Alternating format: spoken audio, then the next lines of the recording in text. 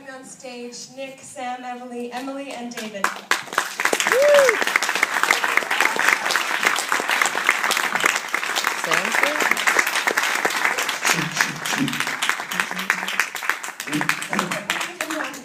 What is that, drugs?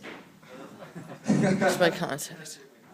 Oh, God. We thought it would be best to start this Q&A with Sam playing a song, just to sort of break the ice. So I'd like to invite Sam up on stage to play.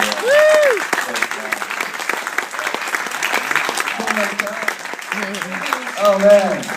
Deja vu. Yeah.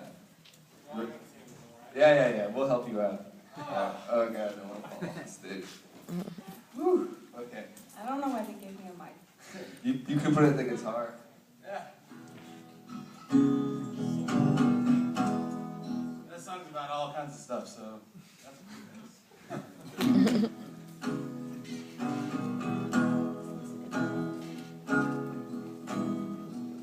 In fearless fashion, we will go through the line that is defined with tears of passion and a soul. We will wind this weather line. The beery glasses will be cold for the shield unmerry mind. Rain of acid on the oily coast, and the morbid mass is still not mortified. And we know where to go when all of us die.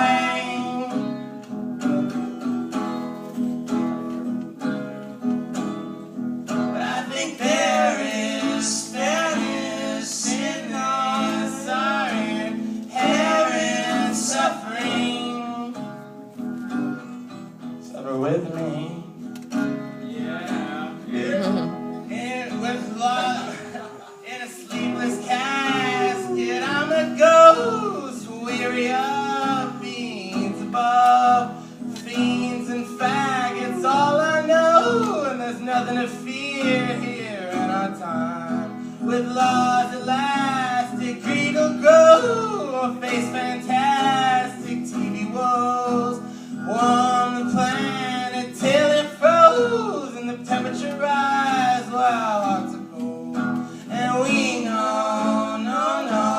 where to go, that all of us die.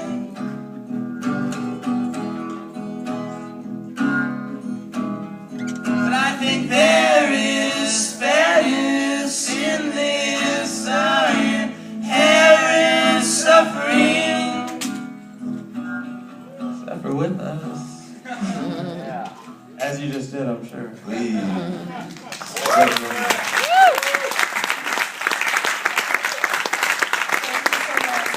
That's good. This is Sam Martin. He wrote and composed every song you heard on the screen. The whole. Except for the very first song, and all of course, the songs that have been played for thousands of years in Africa and the place where we went. Absolutely. But everything beyond that, Sam wrote and composed and recorded all on his own. Alright, let's get started with a few questions. Nick, just to start off, Sick Birds Die Easy. It's a great title. So where did that come from? The title Sick Birds Die Easy came from hanging out with Ross. Like the beginning process of the film was getting all these different people together that I felt were good representations of Western culture. And when I started hanging out with Ross and like realized that we would hang out a lot and I would just like listen to him and see all the stuff he had to say, which a lot of it is very interesting things. Like especially, I mean, the urine thing's not too crazy. If you Google it when you get home. But he's feeding his chickens one day and then there was a dead chicken. And I asked him, and he was like, well, you know, the sick birds die easy. And that's what he said to me. And I was like, oh, that's it. And when you're in this like phase of trying to create something, like everything that you experience is suddenly a part of the thing that you're trying to create. So I was like, that's the title of the film. But to me, what that meant was like Western culture. You know, it meant like you got to take care of the sick birds because if you're trying to like raise a farm, the sick birds are always going to die easy. So you have to pay close attention to them and make sure that they don't die. And I felt like that was a great sort of metaphor for Western culture. and what the film's kind of about. So a big theme in the film is reality. What is reality? So as you were approaching this film as a documentarian, what was your philosophy to representing reality? Well, it's my first time being a documentarian.